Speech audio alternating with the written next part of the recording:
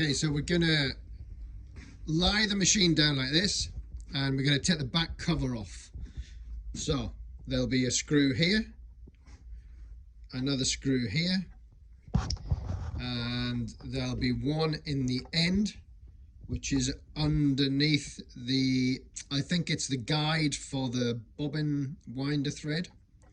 And there may also be one underneath the machine in one of these positions. And then we need to take the back cover off and away. And then with the machine in this position, we've got good access to where we're gonna be working. And this is the cam stack area that we're going to be working at. And as far as I remember, your cam stack is loose, comes off like that, because the piece that holds it in has come loose. So the first thing we'll do is we'll look at how it should come off if it was on correctly, and then we'll look at how to put it back on and look at the fault that you've got. Okay, this is looking at the back of the machine. This here is the cam stack, and the screw that holds the cam stack in is this screw down here, which works on a small metal plate, and the plate attaches to the back of the cam stack and stops it coming out. And the way that works is when you turn the knob on the front of the machine,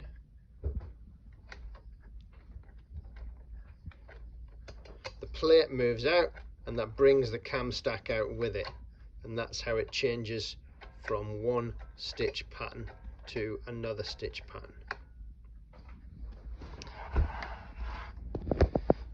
So this is the knob, and we need to turn that knob all the way clockwise until it stops,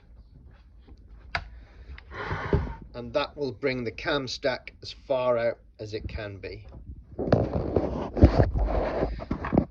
Then to release it, we put a screw on this one and loosen that, and it will spring out. It's sprung loaded. We can then pull that metal plate away, this one under here, and then the cam stack should just slide off. And we can see underneath, this is the metal plate that holds it in place, and this end of it here slips into the groove on the back of the cam stack, and that's where it runs and how it controls the position of the cam stack. So that's what we need to get it back into when we put it back in.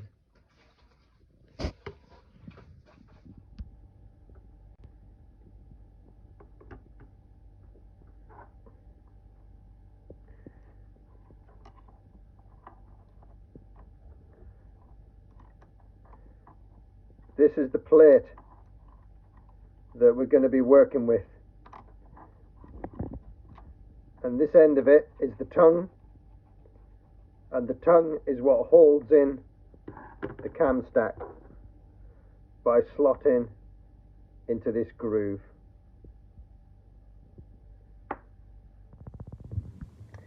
We need to be a little bit careful when we're putting it in that the metal plate goes into this groove. So when the metal plate moves, it moves the cam stack up and down like that.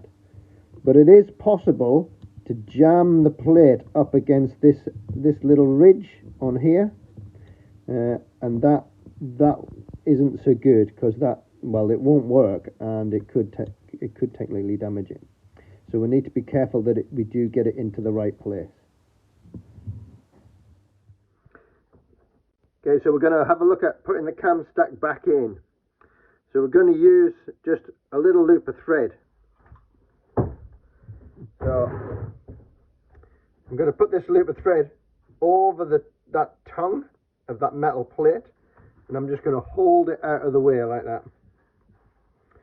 The cam stack has a slot inside it, and that drops onto a pin or a keyway on the shaft.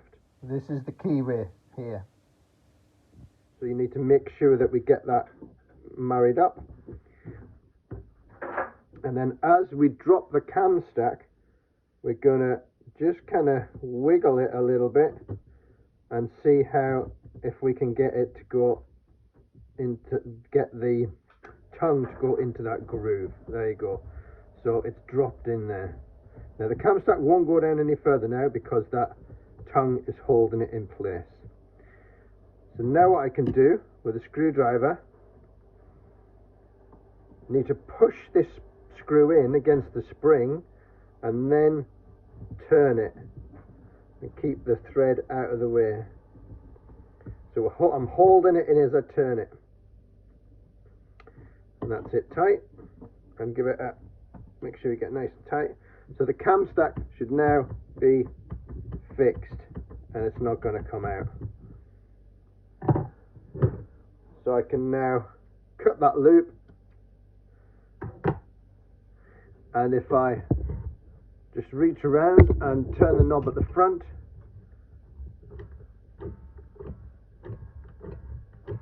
you can see the cam stack is now moving up and down, and that's what we want. So that's it now, back in position, and I'm pretty sure that is all that's wrong with your machine.